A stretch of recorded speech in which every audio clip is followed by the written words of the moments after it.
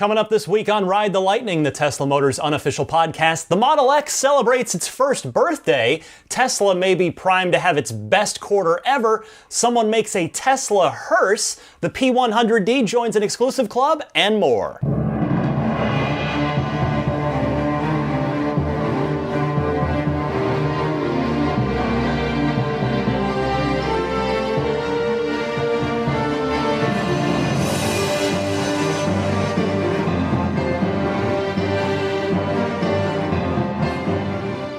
Welcome to Ride the Lightning. It is the Tesla Motors unofficial podcast, episode number 61 for October 2nd, 2016. My name is Ryan McCaffrey. Thanks as always for joining me, or welcome if you're joining for the first time. It is the 1-year anniversary of the Model X if you want to get real technical, because the Model X launch event was on September 30th, 2015. I was lucky enough to be there, and of course that is a technicality because, of course, it took a number of months for any sort of actual public customers to start getting theirs. Those first handful were all Founders Series that went to, VIPs, let's say, that had some sort of connection to the company, either, a big investor or what have you. There were I think it was 5 cars delivered that night, officially delivered, those first Founders Series cars. But yeah, it's officially 1 year old, the Model X. Now the highest VIN number I've seen from looking at the September deliveries thread on Tesla Motors Club forums is around 15,000 or so. So, that's a rough approximation of about how many that Tesla has made and shipped in the car's first year. And that's pretty good. I mean, 15,000 in the first year, especially, think back not too long ago at all. Remember how frustrated a lot of customers were about the fact that the production ramp was so slow on the Model X. People were having a hard time getting their cars, people who'd had their reservation for 3 and even 4 years. So 15,000 cars approximately. Of course, that's worldwide. That's not just the US. But nevertheless, that's a pretty good accomplishment, again, considering too the complexity of the Model X. Now, that doesn't excuse the troubles that Model X has had. There have been, a fair number of issues that people have had, some early door issues with, the sensors and what have you. But Tesla seems to be hitting their stride with the X. And in the first year too, they've already made the thing faster.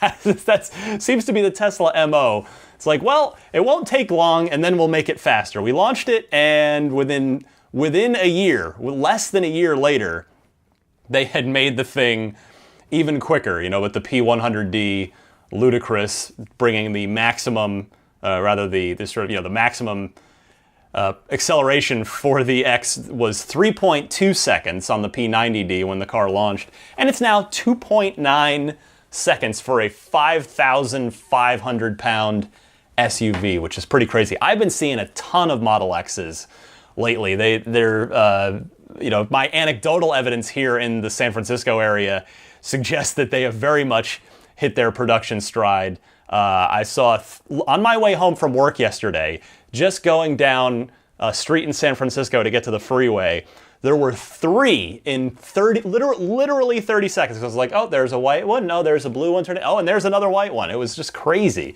There was one driving through my neighborhood, a blue one today. Although it had a bumper sticker on it. Take a beautiful $100,000+ SUV, and you put a big bumper sticker on it. And the thing that even annoyed me more, as you can see, I guess you can tell I'm not a big fan of bumper stickers.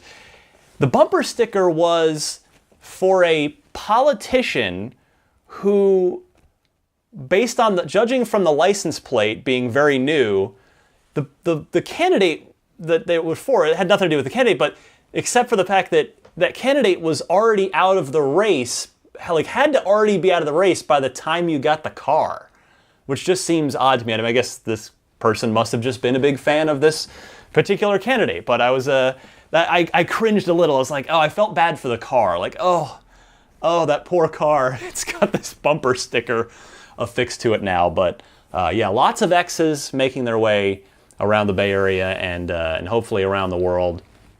I put the question out last week about whether people have been seeing X's or not. Well, I'm going to take a call about that later in the Ride the Lightning hotline section. But nevertheless, congratulations to Tesla, Elon Musk, the team, the Model X team, on the first birthday of the Model X.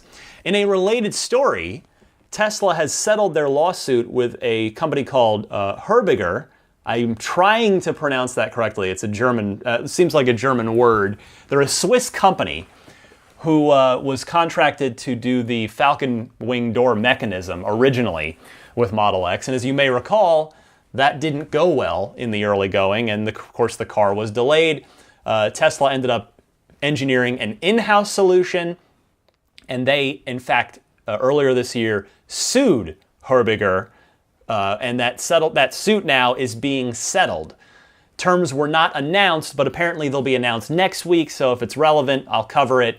If it's not a big deal, I might skip it. But my guess, based on seeing the fact that Tesla initiated the suit and then Herbiger settled, I'm no lawyer, but I would think that the Tesla was probably going to win that case, and Herbiger decided that rather than lose an expensive and potentially reputation-damaging court case, they probably decided to settle. My guess is to better protect their future business opportunities with other companies. And I talked about this very recently with Mobileye. How Mobileye has acted like a 3-year-old, like a child in their breakup with Tesla, and how if I were another automotive company, particularly one already doing business or certainly considering doing business with Mobileye, I would think twice after how Mobileye conducted themselves in the wake of the breakup with Tesla. So Herbiger settling, and that's probably, I'm guessing, to protect future business opportunities. Next up this week, Elon Musk very indirectly, kind of almost, I don't want to say passive aggressively, but just sort of very, very subtly putting it out there that things are looking good for Tesla to have their best quarter ever. That is Q3, the one that has just ended. Now, we should actually get some preliminary numbers and report on that next week. In fact, if in fact Tesla had its best quarter ever, you can probably expect Tesla and or Elon to put out a tweet or some little announcement about that. Because if it's good news, you can bet your bottom dollar that Tesla is going to shout it from the mountaintops, particularly when you think back to Elon's letter to the entire company saying, hey, he really wanted to, I forget the exact term, something like throw a pie in the face of all the Tesla naysayers by having a profitable Q3. Because, of course, remember, Tesla hasn't been profitable for a few years now, and even that profitability was somewhat short-lived. But Elon had said in that company-wide letter that Q3 is their only chance to be profitable until the Model 3 launches because of the CapEx requirements for the Model 3. After this quarter, they're going to have to be spending a whole lot of money to actually build the Model 3. So this mention this week on Twitter of things looking really good for Tesla to have their best quarter ever came in a tweet replying to someone who was pointing out a Reddit thread where a customer was having a bit of a weird time trying to get his car delivered. Essentially, he claims that Tesla was trying to get him to pay for his car, which was a 90D, presumably so that Tesla could count it for this all-important Q3 push, even though his 90D wasn't ready, and Tesla was trying to get him to take a loaner 70, a Model S 70, obviously a lower spec car, until his car was ready. So this was became a Reddit thread, and Elon, someone tweeted at him, and Elon did pay attention to it and replied, "I'm tracking this down. Super important, to be fair. There are 0 discounts even for family and friends," because the post also got into, the guy said he got a good deal on it, and a few other people on the TMC forums have been reporting that there have been maybe some discounts and some deals to be had out there. And so Elon kind of sending out another company-wide email, and he, again, took a screenshot of it and posted it to his own Twitter saying, corrective action taken seems to, actually, well, this is his tweet again, pardon me. Another follow-up tweet saying, corrective action taken seems to be limited to a small number of cases, but thanks for letting me know. And so now from the letter that he posted a copy of on Twitter to everyone in the company saying, he said, here's some excerpts. This is likely to be the best ever in Tesla history. He's referring to best quarter ever. Another part of that email says, it is absolutely vital that we adhere to the no negotiation and no discount policy that has been true since we first started taking orders 10 years ago. This is fundamental to our integrity, and we maintained this policy even through the terrible depths of the Great Recession of 2008, 2009. Of course, those were the Tesla Roadster days. That was when the Roadster launched, was 2008. Later in that same email, he says, it is fine to have a discount on cars that have been floor models, were used in test drives, or were damaged before delivery. All we are doing there is assigning an accurate price to the vehicle. However, there can never, and I mean never, be a discount on a new car coming out of the factory in pristine condition where there is no underlying rationale. This is why I always pay full price when I buy a car, and the same applies to my family, friends, and celebrities, no matter how famous or influential. And he later says, customers need to know with absolute certainty that they can always trust Tesla to do the right thing. Because obviously you can see there how he needs to put a stop to that, because it could really open a can of worms. You know, that's a dangerous situation to get in. In fact, Jeff from Fargo called in about this, and he has some comments on it. So Jeff, I'm going to turn the floor over to you. Hi, Ryan. This is Jeff from Fargo, longtime listener to the podcast. Love it. I just wanted your comment on something. I saw this week Elon Musk sent out another letter to his employees, basically admonishing them for giving discounts on the cars. But, you know, when I thought back about the first letter, it seemed like he told them to do whatever they possibly could to, quote, build and deliver every car we possibly can, end quote. He didn't say anything about discounts, so I don't necessarily think it would be unreasonable for the employees to consider discounts to try to move more product.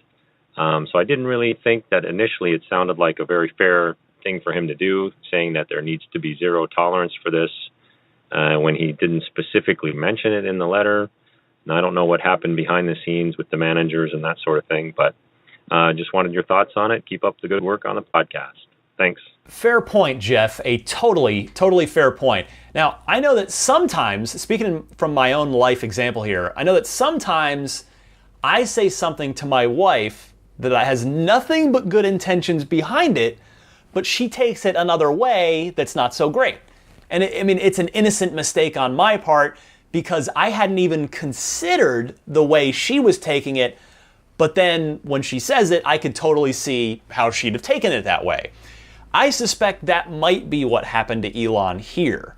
That, or he was slyly looking the other way with that first letter saying, hey, do what you got to do to get this Q3 to be as big as possible. And now that Q3 is over, he wants to put an absolute stop to it before word gets out and customers start getting trained to wait until the end of quarters to buy cars, because you don't want to train your customers to not buy things when you're trying to sell anything, especially a car. So I suspect that Elon just being firm there, whether he meant it originally the way he meant it a few weeks ago with the company-wide email or not. But good call from Jeff there. Our next story is an interesting one. It's not one I thought I would ever do on this show. I know I say that from time to time, as the world of Tesla is never boring. How many car companies can claim that people go out of their way to turn their cars into hearses? Well, Tesla is now on that list. A Tesla hearse concept was shown off by a funeral transport company out of the Netherlands called Vander der Lands and Buscher BV. That's the name of the company. And the concept car will be built by a company called Remitz Car. Now they say that in order to build it, they removed the battery pack from the Model S, chopped the car in half, then extended it by about 2.5 feet, which it's 31.5 inches. The roof line was raised, and the back half of the car was replaced entirely with an all-glass greenhouse to carry the coffin. Apparently, the car is on display right now at the Funeral Exhibition 2016 in Gorinchem. I'm probably pronouncing that very, very wrong, in the Netherlands. First of all, who would have known that there was a funeral exhibition? I guess there's a convention for everything now. There's a convention for literally everything. There's I see billboards in San Francisco for HempCon, for 420Con, I think is a thing. There's all sorts of cons for anything. And so apparently there is in fact a funeral con, Funeral Exhibition 2016, which has a nice formal name to it. I wonder, I guess I shouldn't joke. I mean, death is not a particularly funny topic, but I guess, it's an industry, whether there's embalming or transporting the coffins to the cemetery or what have you. But I tell you, I suppose this is neat that someone has taken a Model S and made a hearse out of it. But I would have to think that you'd be paying, whatever this company, that you'd be paying extra for the privilege of having your body transported in its coffin in an all-electric vehicle, in a Tesla in this case, in a custom Tesla. I personally hope my family doesn't spend the extra money on me to get me a Tesla hearse. I would rather they do something nice for themselves, because I'm dead. I probably won't know the difference. I mean, maybe I will. I don't know. I guess nobody actually knows, but for sure my family is alive who is having my body transported to the cemetery. So I would rather they spend the extra money it would take to get a Tesla hearse and do something nice for themselves. But, everybody has their wishes of how they would like their arrangements to be handled once they pass away. So to each their own. I judge no one in this case. But yeah, I think as big of a Tesla fan that even I am, I'm not going to worry about having my corpse moved with a hearse, with a Tesla hearse. But anyway, speaking of moving, the P100D is pretty good at doing that very, very quickly, as you've already learned. We've covered this already on the show. The P100Ds are starting to get out into the wild. I haven't heard any reports of the Model X P100D sneaking out there yet, but I'm sure it probably has. I've been lurking around the Tesla Motors Club forums looking for someone to post some impressions of the 0.3 quicker Model X, as I mentioned at the top of the show. Haven't seen that yet, but the S's are out there. Of course, I played a clip from the Drag Times video a week or two ago, and there's another one that's out there that is being taken to the track, courtesy of YouTube channel Tesla Racing Channel. Took it out to the track. By the way, I've played a clip from the Tesla Racing Channel before, who they had previously, I played a clip of them. It's a really young guy. If you watch the video, he looks like he can't be more than 22. He's a young kid. I don't know if it's his car or family car or what his situation is, but he clearly is very much a track enthusiast, and he seems to love Tesla. But he took a P100D out to the track and ran it, and he managed a bunch of 10.8 second runs, and even squeezed in a 10.79 run, which, if you're familiar with track terminology and sort of benchmarks for a car performance. There are many. One of them is certainly 0 to 60 time, and that's the one that Tesla really hangs their hat on. But now Tesla can hang their hat on another sort of well-known and established automotive performance benchmark, and that's quarter mile time. Cars that the exclusive club is the club you want to get into is the 10-second club, which means anything under 10.999 seconds, basically under 11 seconds. If you're 10 point something or less, you're in the 10-second club. So that's going a quarter mile in 10, within 11 seconds, basically. And the Model S is officially now a 10-second car. Tesla Racing Channel, I wish I knew the gentleman's name. I would mention his name, but the person you're about to hear on the Tesla Racing Channel, the gentleman ran a 10.79 and a bunch of 10.8s. I wanted to play a clip for you here of him taking that Tesla to the track and making it happen. So take a listen to this real quick. That could have easily been our fastest pass right there, so this is the Hail Mary right now. If we don't get it, probably going home for the rest of the night. Oh, Tom Cruise, baby Jesus, let me see a 10.7. Cheer it. Nah, you can show it. They showed it. It's all good now. Thank you, though. Oh, it is a 10.7. A 10.79, so I guess we're going to call it a night. We've been out here trying to get the fastest pass possible all day. Having a lot of problems, but a 10.79, still a 10.7 at 124.2. So the car's definitely got some more mile an hour than our old 90. We should easily be able to do a 10.70 on a good prep track. I mean, we're cutting a 1.59 60 foot, which we've easily cut 1.53 60 foots, and that 700s right there matters a lot on the big end. So we'll be back at another quarter mile track. We're gonna get some more fast passes, do what we can do to make this thing as fast as possible. So there you go, 10.79 seconds in the quarter mile, the P100D Ludicrous being very, very impressive at the track. And you heard him talking there. The track was a bit wet, so he was saying on better conditions, he thinks he can get the car even quicker, which would be mighty impressive.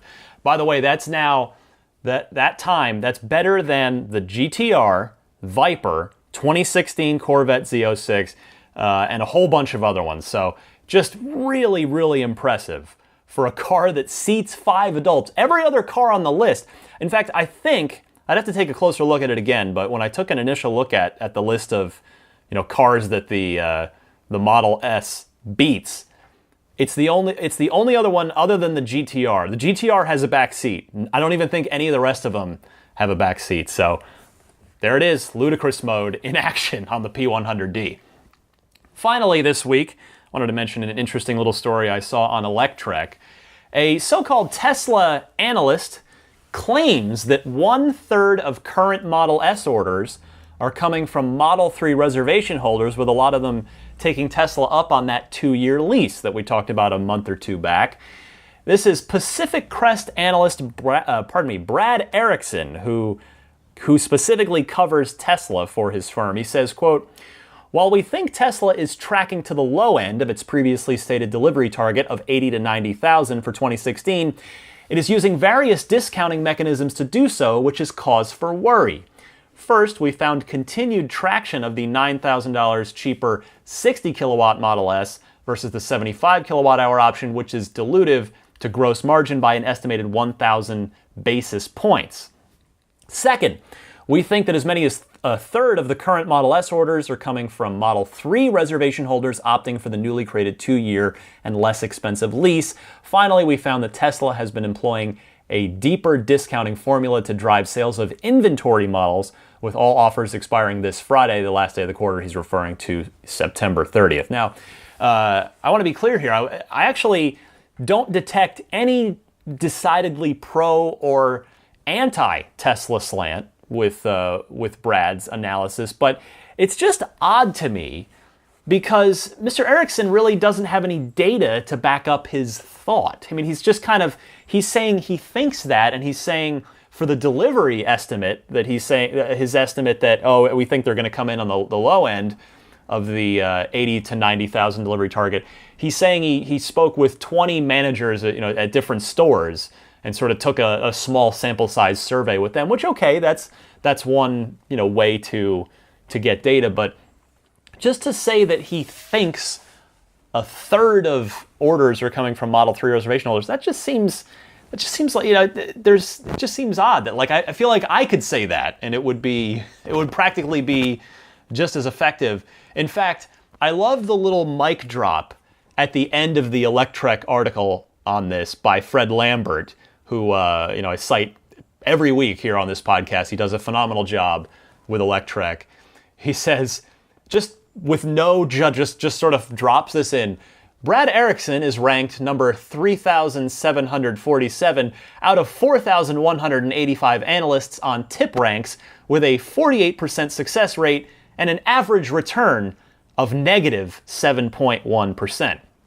In other words, Brad Erickson is probably no more qualified to call himself a Tesla stock analyst than I am. On a related note, I'm definitely not someone who knows anything about stocks.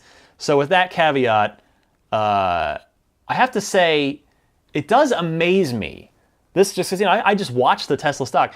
It does amaze me how, Brad Erickson aside and anybody else aside, it amazes me how Tesla's stock will go up or down in a given day based on what any one of these analysts says. I mean, I see it all the time in the iPhone's stocks app, and there'll be, Tesla stock up on, analyst new, increased analyst forecast, or Tesla stock, plummets on analyst lowering expectations. It's like these guys, I mean, they're not, it's all just voodoo to me. I mean, I'm sure, I don't mean to belittle anyone's profession at all in any way, shape, or form, but it seems odd to me as a layperson that a stock could go up or down, could be that volatile based on, again, one.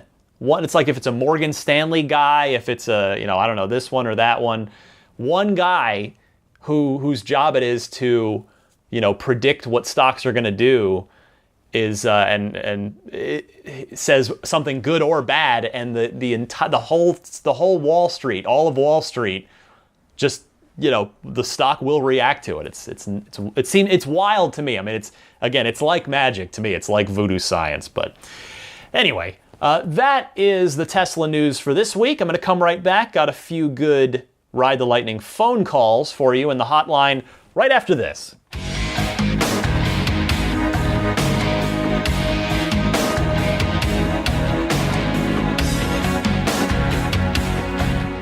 Welcome to the Ride the Lightning hotline. It's the portion of the show where we hear from you, the fantastic audience, with your questions, comments, discussion topics. And if you want to participate, I invite you to. It's there. It's a toll-free number you can call and leave a message on anytime, day or night. That number is 1-888-989-8752. That's 1-888-989-TSLA, if that helps you remember it a little more easily. You can also Skype it too, if you'd prefer, if you're not in the US.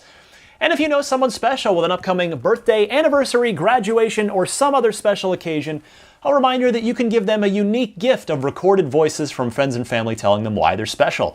The recordings can be podcasted or put onto a keepsake. Visit lifeonrecord.com to learn more. First up is John from New Orleans replying to my call out last week, wondering how many people ordered a Model 3 without ever seeing a Tesla. And then I think he's got one other question for me as well. So John, take it away. Hey, Ryan, this is John from New Orleans again, longtime listener since episode 1. I just had two things I wanted to comment about. I just finished listening to episode 60, and you had asked about, a thought experiment of how many people have actually seen a Model S or an X before. I will say that when I made my first call to you around episode 20, I had actually never seen a Model S in New Orleans, in America, obviously.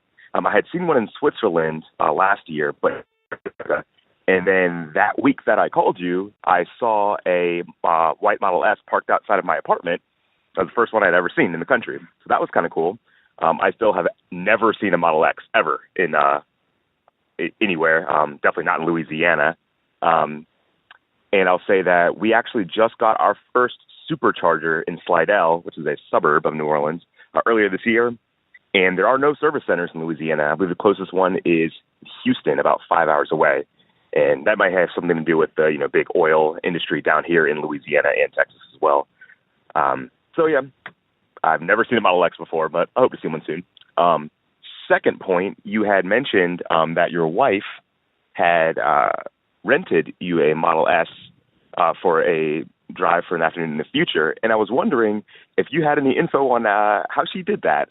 My fiance and I are taking a trip up to upstate New York, and we're going to drive around the state and up into Canada, and I was thinking about renting a Model S for that just to get that experience, and didn't know if you had any knowledge of where to do that. I did some quick Googling and found a few places, more out in California, but not any in that New York area. So I didn't know if you had any insight on how to actually go about renting a Model S.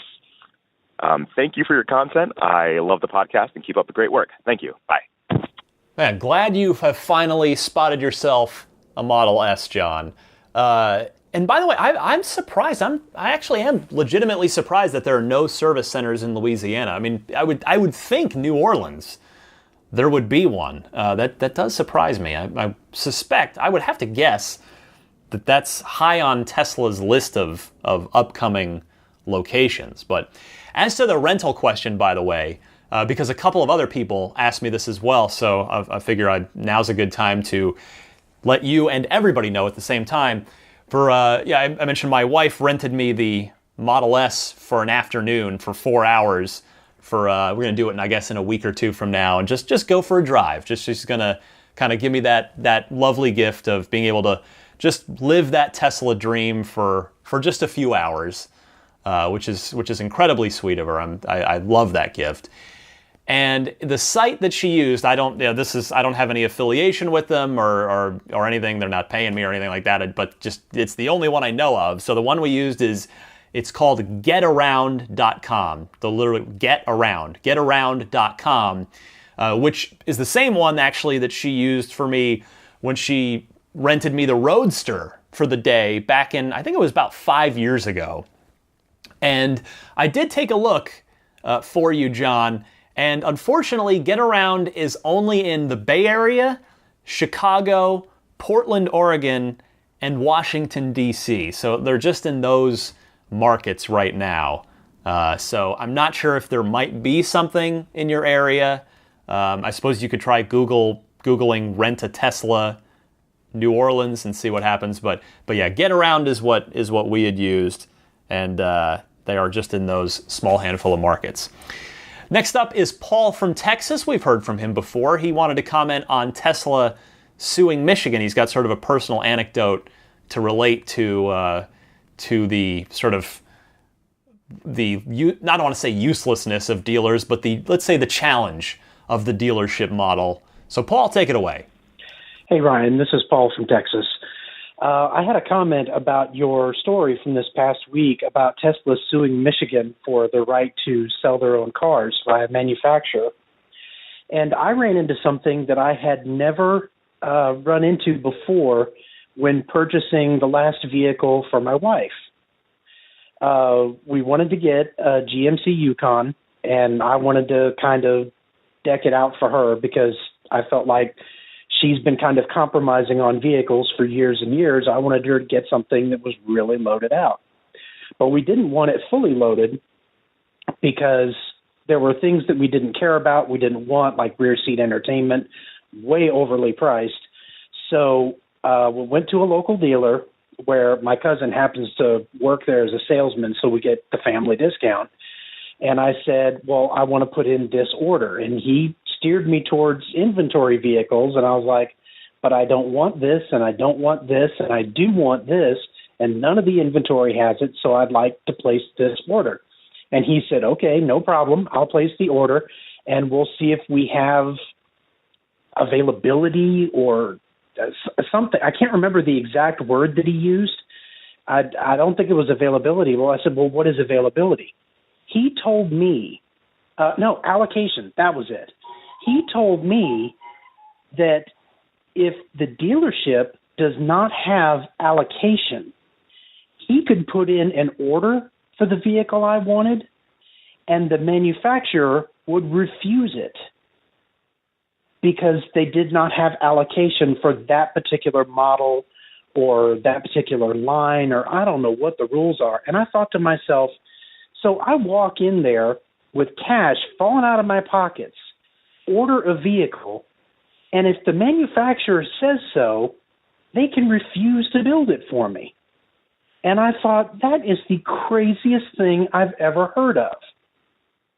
I don't know if that's a franchise dealer law thing or if that's just the way the manufacturers work, but I was blown away that I could walk into a dealership with cash in hand and not be able to get a vehicle that I wanted.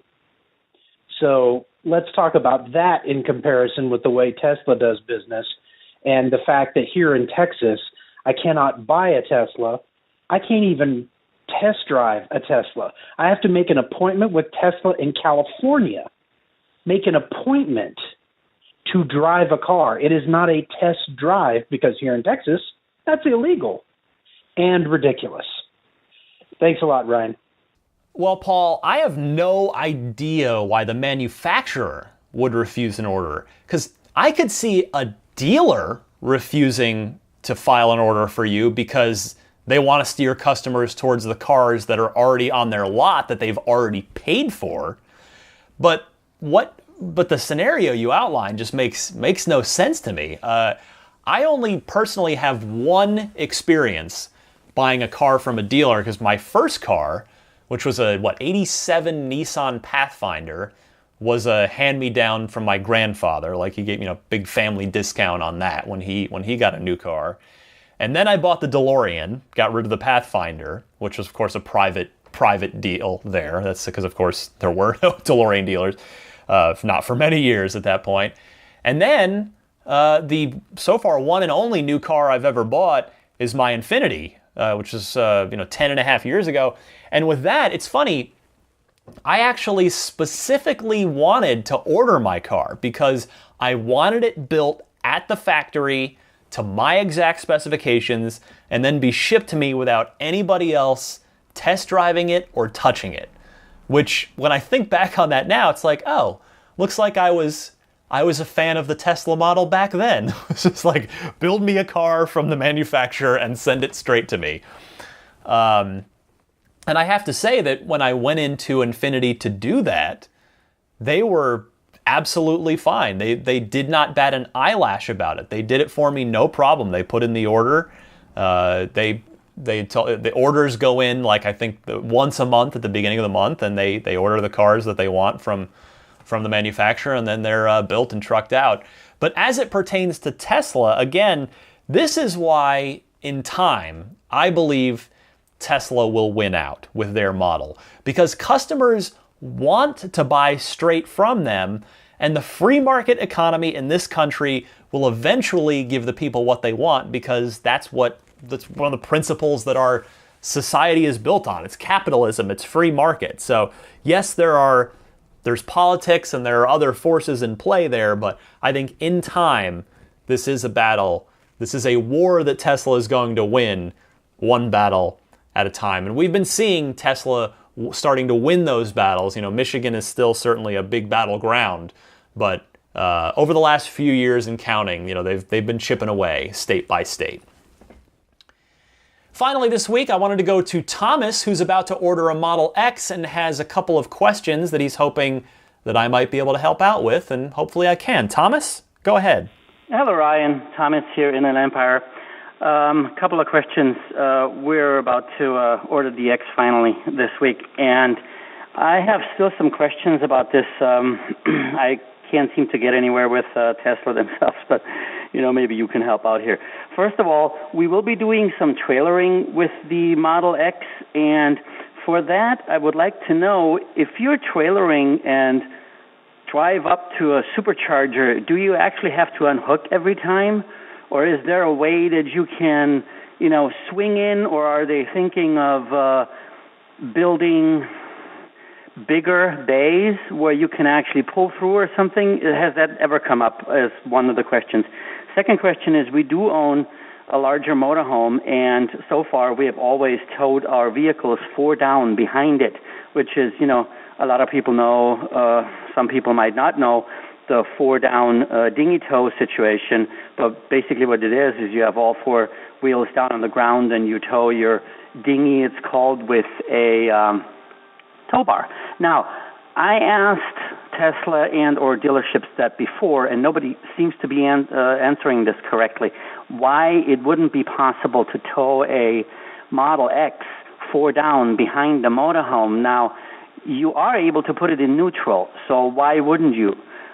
Second, this might be a future idea, is if you would be able to tow this car 4 down, wouldn't there be something possible to be done? Did you actually charge it while you're driving it down the road? I mean, you're turning all 4 wheels, so, sort of a dynamo. I don't know. I'm not an electrician or an engineer, but those are things that I would like to have answered. Maybe it actually even opens up a discussion about this whole thing. And again, tweeting Elon, seems to be very magical if he would ever answer. So, but those are my 2 questions, and obviously very excited to order the X. It's been a long time, wanted to do so for the last 3 years. And love your show. Thank you very much. Bye-bye.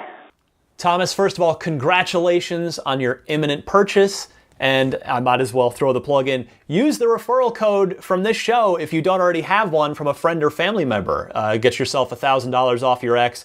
It's the browser URL is ts.la/Kevin4901, or just give the Kevin4901 to your sales advisor if you're already talking to somebody. But I think I can help. I did a little research on this, and I think I can help you on your first question, and then I think I'm not 100% on the second one, but I did a little digging, and I don't think the news is good, unfortunately. So with regards to supercharging, unfortunately, the way most superchargers are set up, they're back-in spaces.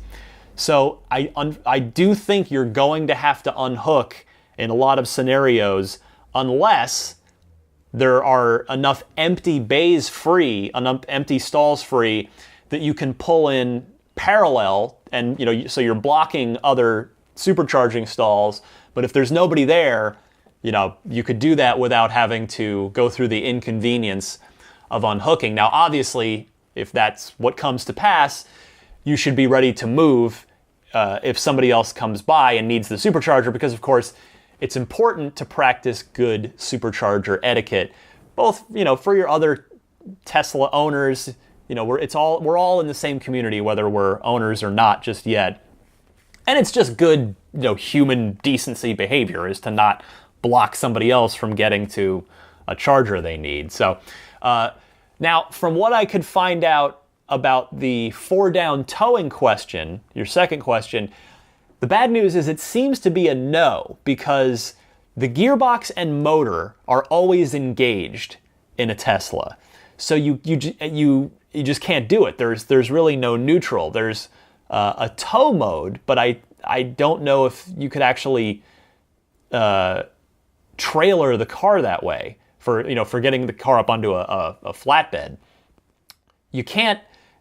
So apparently you can't 4 down tow a Roadster or an S, which also doesn't bode well for the X. Now, again, this is just what I could find. There was a thread on this that I was able to dig up, but I would advise escalating the question with your sales advisor. I would suggest politely but firmly making it clear that, hey, you're ready to order, but you need clarification on this issue that's important to you. And I'll bet you that they'll be able to, move the question up the chain if necessary and get you the answer you need.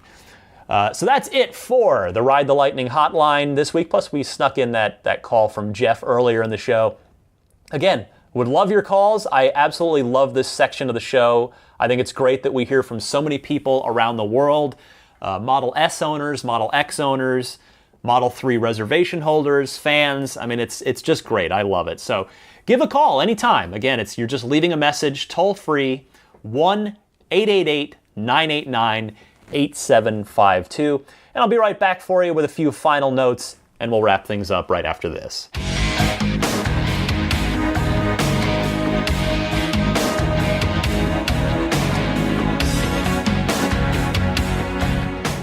I want to start by thanking the Patreon producers, the kind folks who pledge $20 or more per month in support of my efforts on the podcast here. Those folks are Jeff Bartram, DJ Harbaugh, Pete White, Wolfgang Obergen, George Cassiopo, ZL Klein, David Brander, Nick Hoffman, Ralph Weiss, Jonathan Wales, and John Waltauer. And a reminder that a $10 or more a month pledge will get you access to the bonus episodes. Those are all the additional excellent Ride the Lightning hotline calls that I don't have time to get to and discuss on the regular weekly show.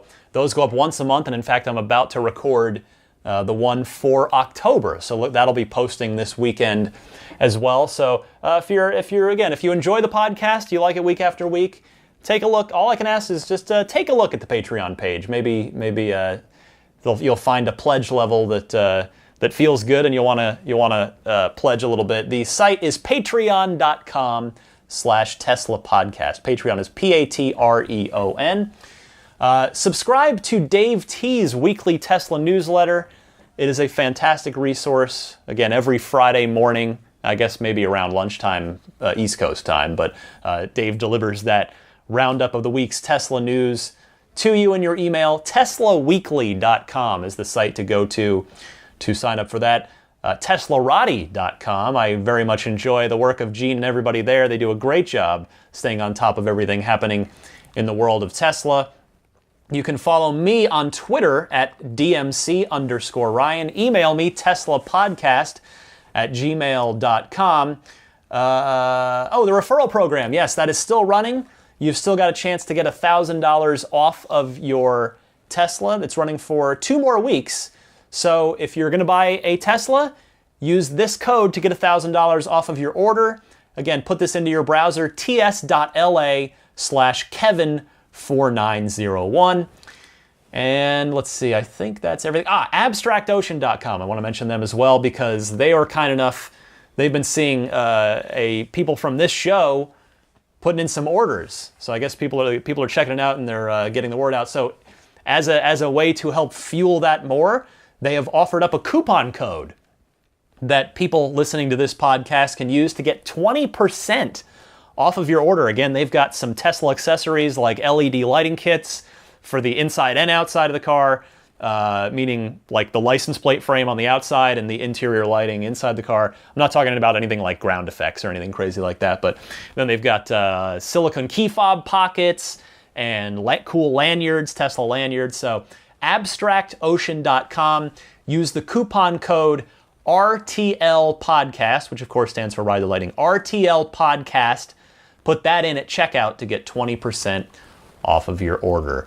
That is everything. Most of you probably already subscribe to the show, but if you don't already, it's easy to do so on iTunes, Google Play Music, Stitcher, TuneIn, or the websites are just the RSS feed, which you can find at teslapodcast.libsyn.com. Libsyn is Libsyn. That'll do it. On a sunny Saturday, I got to get ready to go to a friend's wedding, in fact. So I'm going to go do that. I want to thank each and every one of you for listening. I really just am humbled by your support. It's been 61 episodes already.